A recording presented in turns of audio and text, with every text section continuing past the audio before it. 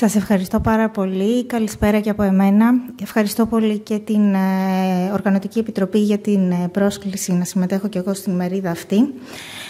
Κλήθηκα σήμερα να σας παρουσιάσω ένα περιστατικό νεφροπαθούς ασθενούς μετά από μεταμόσχευση νεφρού, ο οποίος κατέληξε σε σεπτικό σοκ.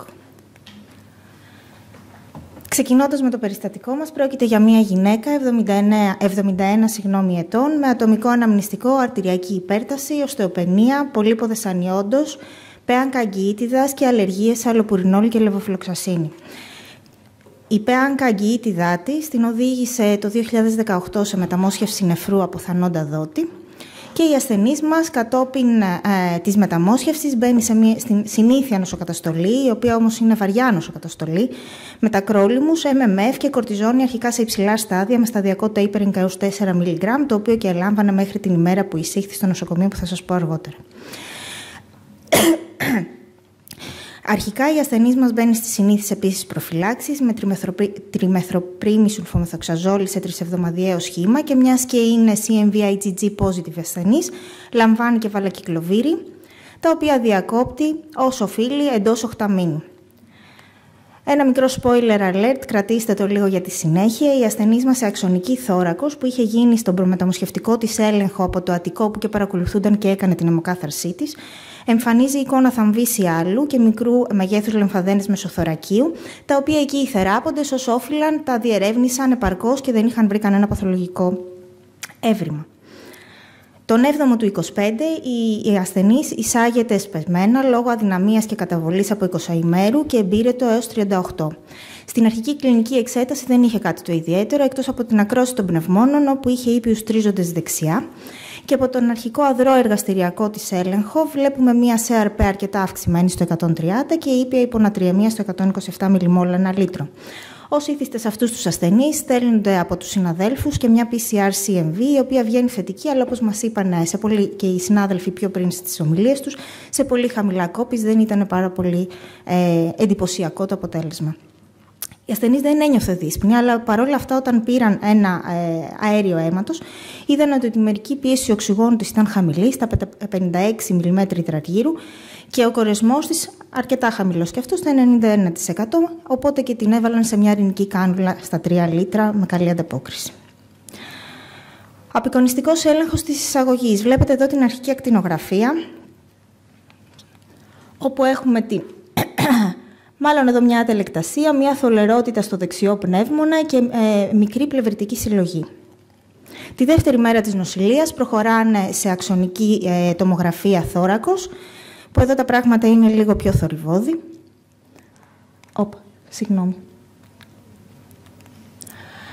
Βλέπετε ότι έχει πολύ μικρά οζύδια. Απεικονίζεται η ατελεκτασία που βλέπουμε και στην προηγούμενη ακτινογραφία της. Μικρές πλευρητικές συλλογές, οι οποίες όμως δεν μπορούσαν να παρακεντηθούν. Και εικόνα ground glass άμφο. Προχωρώντας λίγο πιο μπροστά και λίγο πιο γρήγορα, την τέταρτη ημέρα της νοσηλείας, η ασθενής παρουσιάζει επιδείνωση αναπνευστική και η ακτινογραφία της εκείνη την ημέρα είναι πολύ χειρότερη. Βλέπετε ότι έχει διηθήματα αμφωτερόπλευρα. Έχουμε λοιπόν μία ασθενή με πνευμονία μετά από μεταμόσχευση συμπαγούς οργάνου, αρκετό χρονικό διάστημα μετά την μεταμόσχευσή της, που στη διαφοροδιάγνωσή μας οφείλουμε να λάβουμε υπόψη τόσο ιογενείς όσο και βακτηριακούς, όσο και βακτηριακούς παράγοντες, όσο και μύκητες. Τώρα, για την εν λόγω ασθενή, για την ασθενή της παρουσίασης, θα σκεφτούμε ιογενή αίτια, σαφώς και θα σκεφτούμε. Όλα αυτά τα οζύδια θα μπορούσαν να παραπέμπουν σε μια ιογενή λίμωξη. Από τα βακτηριακά αίτια, η ασθενής μας δεν έχει πρόσφατη νοσηλεία. Συνήθως παρακολουθούνταν τα τελευταία χρόνια πολύ ήρεμα και ωραία στα εξωτερικά ιατρεία των συναδέλφων νεφρολόγων. Οπότε δεν είχε πρόσφατη νοσηλεία για να φοβόμαστε κάτι εν το νοσοκομιακό πολυανθεκτικό. Με αυτή την εικόνα που είχε στην αξονική όμως, το μυαλό μας πάει αρκετά στα άτυπα μικρόβια, όπως είναι η λιτζιονέλα, καθώς και στα μικοβακτηρίδια. Από τους μυκητιακούς παράγοντες δεν μπορούμε να αποκλείσουμε σίγουρα την πνευμονική στην τζιροβέζη, καθώς και ενώ ασπέργυλος δεν είναι συνήθως ο μύκητας που χτυπάει μέσα στις εισαγωγικά αυτούς τους ασθενείς, η ακτινολογική εικόνα δεν θα μπορούσε να τον αποκλείσει 100%. Άμα τη εμφανίσετε στο νοσοκομείο και με αυτή την κλινική εικόνα, οι συνάδελφοι κάνουν έναρξη αντιβιωτικής αγωγής με κεφταρολίνη και πολύ σύντομα, την δεύτερη-τρίτη μέρα νοσηλείας της, την αναβαθμίζουν σε περακυλίνη, ταζομπακτάμι και λινεζολίδι. Υπενθυμίζω ότι είχε και μια αερομετρική επιδείνωση. Μετά τι, πάρα πολύ γρήγορα, όσο όφυλαν, έκαναν βροχοσκόπηση. Και από το τεράστιο πάνελ που στέλνουμε κάθε φορά που κάνουμε βροχοσκόπηση σε τέτοιους αρρώστους, η ασθενής απομονώνει από την PCR για τεμπέ, σε μπάλ και washing θετικά. Σε αυτό το σημείο ανατρέχουν στο φάκελο και κοντά εκεί στην ημέρα της μεταμόσχευσης και βλέπουν ότι το ζευγάρι της μεταμόσχευσης, δηλαδή ο άνθρωπος που πήρε τον έτερο νεφρό, εμφάνισε σύντομα κατόπιν της μεταμόσχευσης φυματίως σουηροποιητικού. Επομένως, τότε στην ασθενή είχαν σταλεί κουαντίφερον, μαντού και PCR για τεμπέ στα ούρα, τα οποία όλα είχαν αποβεί αρνητικά.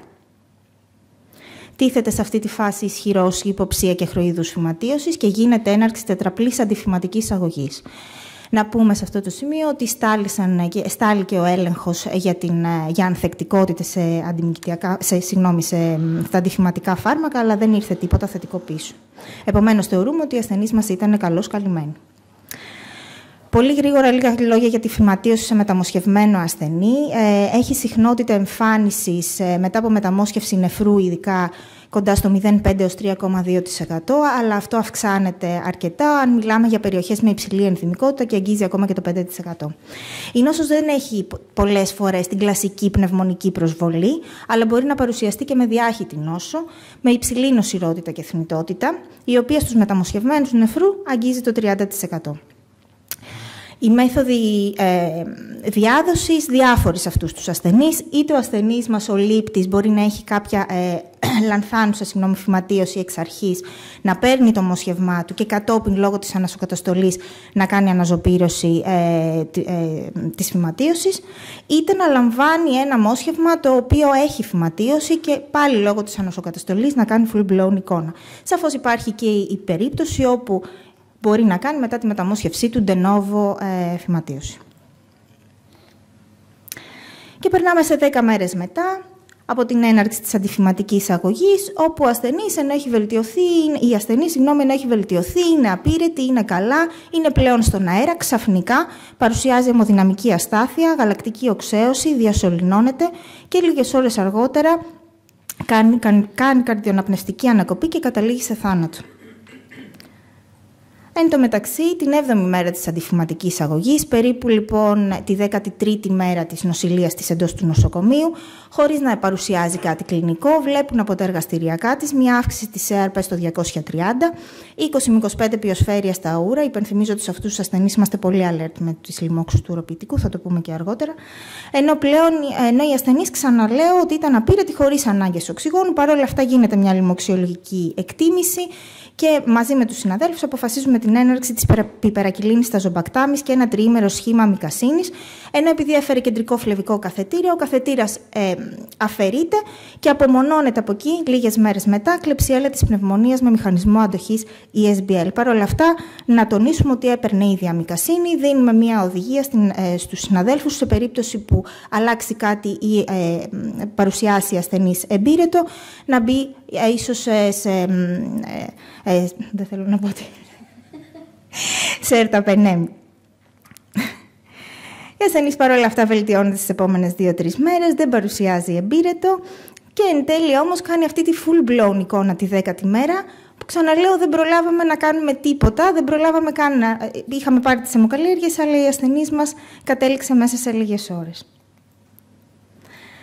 Οι ασθενείς αυτοί, οι ανοσοκατασταλμένοι, κινδυνεύουν αρκετά από βακτηριακές και ιογενείς λοιμώξεις, διότι όλα αυτά τα ανοσοκατασταλτικά που παίρνουν, όπως ας πούμε η αναστολής καλσινευρίνης, ο MMF και τα στεροειδή που ελάμβανε οι ασθενείς μας, όπως βλέπετε,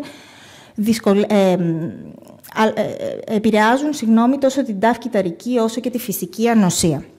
Με αποτέλεσμα να κάνουν τον οργανισμό πολύ ευάλωτο σε βακτήρια και ιούς. Οι σύψεις του μεταμοσχευμένου νεφρού, οι μεταμοσχευμένοι νεφρού έχουν 40% υψηλότερο κίνδυνο σύψης σε σύγκριση με τον γενικό πληθυσμό και είναι σημαντική αιτία για αυτούς τους ασθενείς νοσηρότητας και θνητότητας.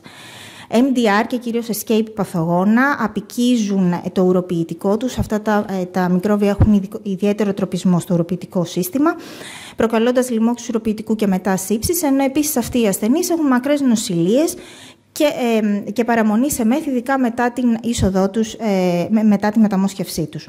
Συνήθως η σύψη τους οφείλεται σε γκράμμα αρνητικά βακτήρια, αλλά δεν ξεχνάμε ποτέ και τους ιούς, όπως είναι ο CMV, που εντείνει την ανοσοκαταστολή τους και αν συνυπάρξει με βακτηριακή λίμωξη οδηγεί σε σεπτικό σοκ.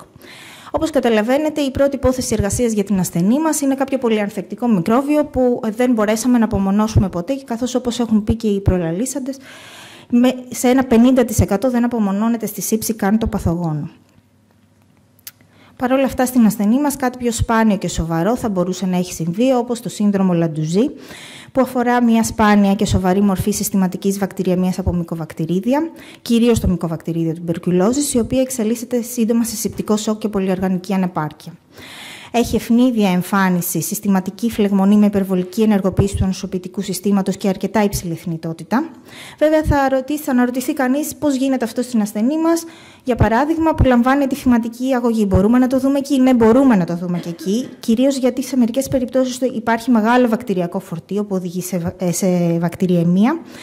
Κάποιες φορές έχουμε ανθεκτικά στελέχη που καλύπτουμε στην αρχή με την κλασική τετραπλή αντιφυματική αγωγή. Γεγονός το οποίο βέβαια δεν συμβαίνει εδώ με την ασθενή μας, αλλά σε άλλες περιπτώσεις θα μπορούσε να μειώσει την αποτελεσματικότητα της τρέχουσας αγωγής. Η μειωμένη φαρμακευτική δράση που μπορεί να οφείλεται σε κακή συμμόρφωση, φαρμακευτικές αλληλεπιδράσεις ή μειωμένη απορρόφηση.